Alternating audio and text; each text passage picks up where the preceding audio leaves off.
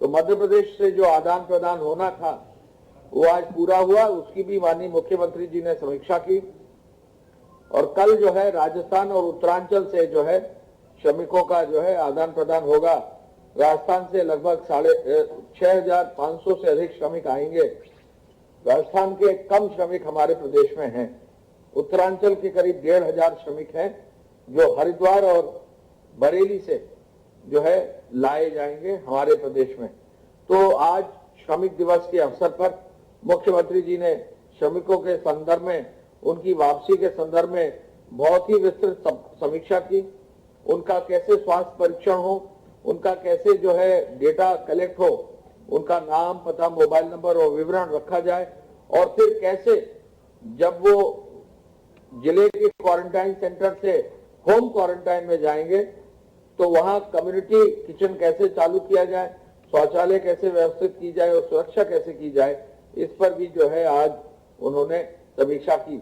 आपको मालूम है कि हर व्यक्ति जो क्वारंटाइन सेंटर से होम क्वारंटाइन में जाता है तो उसको खाद्यान्न का एक पूरा पैकेट दिया जाता है, जिससे कम से कम एक हफ्ते तक का उसके पास राशन की सामग्री रहे, भरपेट भोजन उसको क्वारंटाइन सेंटर पर मिले। इसकी भी आज उन्होंने समीक्षा की। उन्होंने, मुख्यमंत्री जी ने यह जरूर कहा है कि स्वास्थ्य परीक्षण में कोई कमी नहीं होनी चाहिए।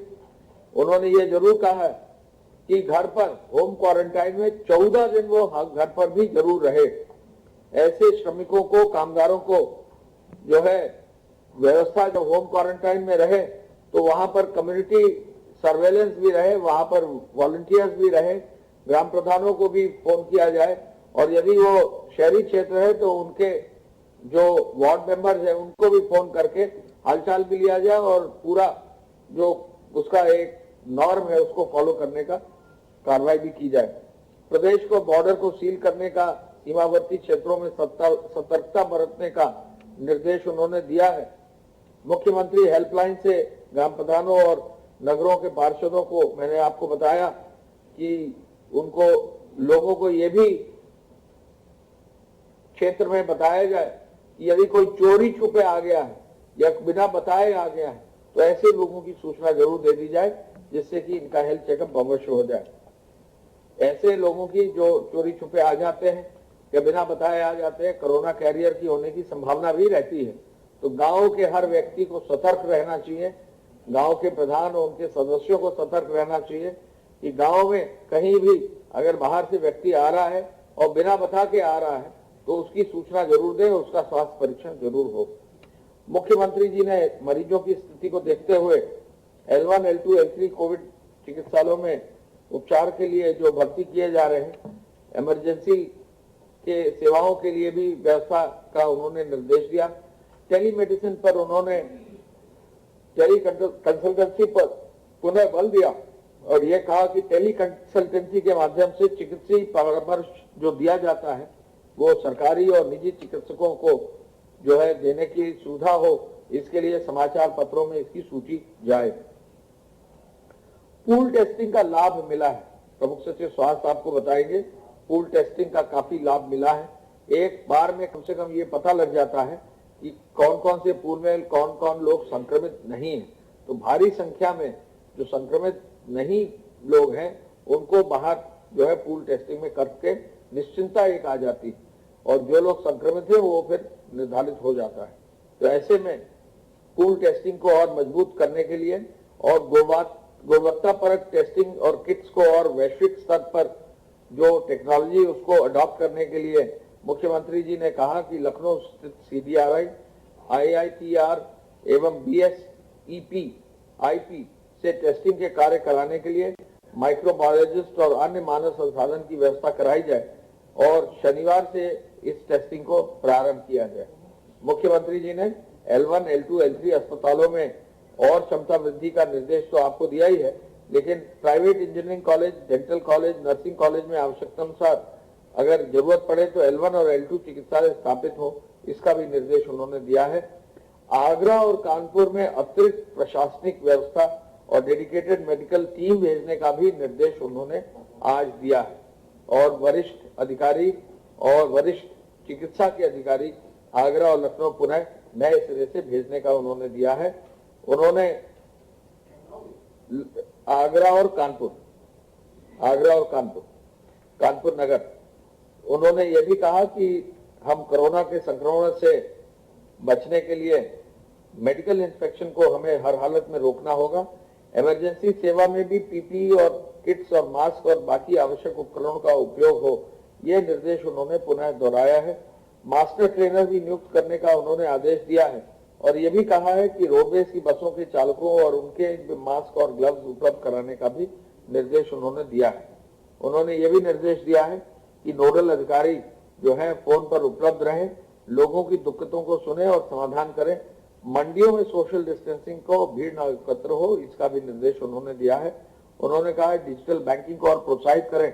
और मुझे बताकर खुशी है कि डिजिटल बैंकिंग में जो है बहुत अच्छा कार्य अब हो रहा है और पोस्टल डिपार्टमेंट जो पेमेंट गांव में कर रहा है, सबसे ज्यादा पेमेंट उत्तर प्रदेश में हमारे यहाँ हुआ है।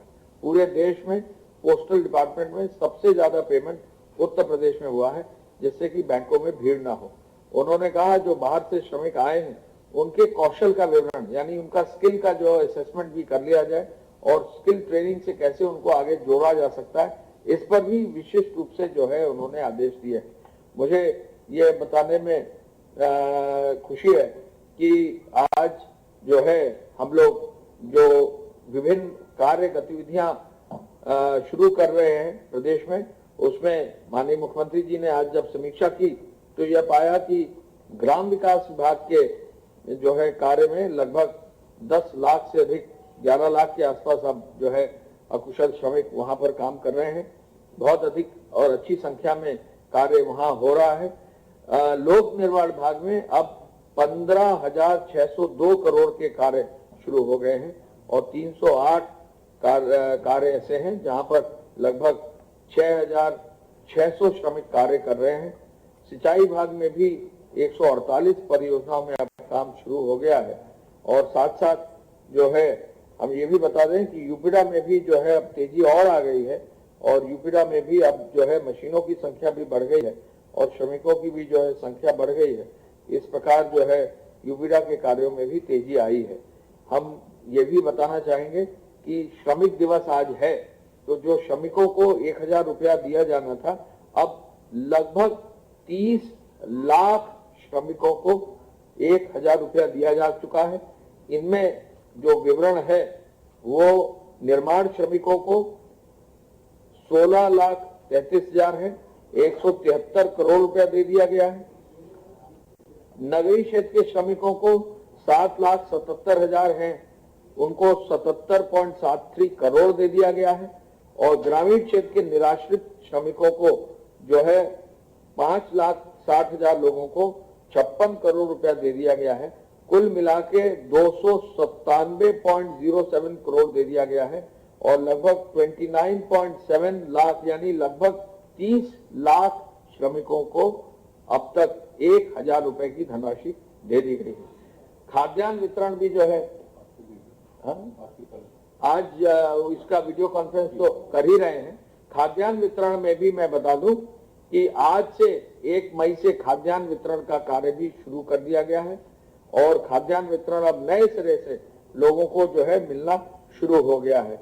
मैं आपको इतना और बताना चाहूंगा कि जो हमारे चरणबद्ध रूप से श्रमिक बाहर से आ रहे हैं, तो निरंतर हर प्रदेश से हमारे पास सूचनाएं आ रही हैं।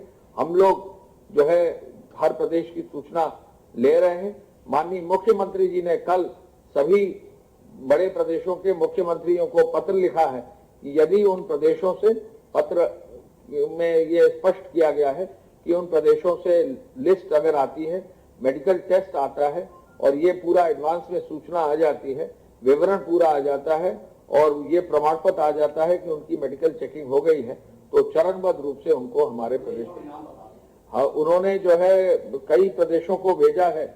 मैं बड़े जितने प्रदेश हैं उनको उन्होंने बताया है। मैं 1 मिनट आपको बता देता हूं।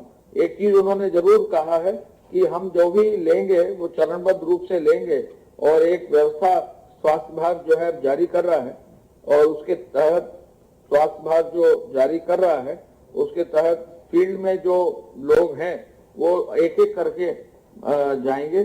उन्होंने जो दिया है, मध्य प्रदेश के माननीय मुख्यमंत्री जी को पत्र लिख दिया है, उन्होंने पंजाब के माननीय मुख्यमंत्री जी को पत्र लिखा है, उत्तराखंड के माननीय मुख्यमंत्री जी को पत्र लिखा है, उड़ीसा के मुख्यमंत्री जी को पत्र लिखा है, गुजरात के माननीय मुख्यमंत्री जी, हिमाचल के, महाराष्ट्र के, दिल्ली के माननीय मुख्यमंत्री जी और राजस्थान के माननीय मुख्यमंत्रियों को पत्र लिख दिया है। तो काफी प्रदेशों को पत्र उन्होंने भेज दिया है और ये कार्रवाई भी अब आगे बढ़ रही है और हमारा प्रदेश जल्दी से इन लोगों को आगे व्यवस्था पहले जनपद स्तर पर परीक्षा और फिर होम क्वारंटाइन की व्यवस्था कर रहा है। प्रमुख सचिव, धन्यवाद। प्रदेश में अभी तक कुल संक्रमण के प्रकरण 2281 ये प्रदेश के 63 जनपदों से आए हैं। 2281 इनमें से जो एक्टिव इन्फेक्शन के केसेस हैं वो 1685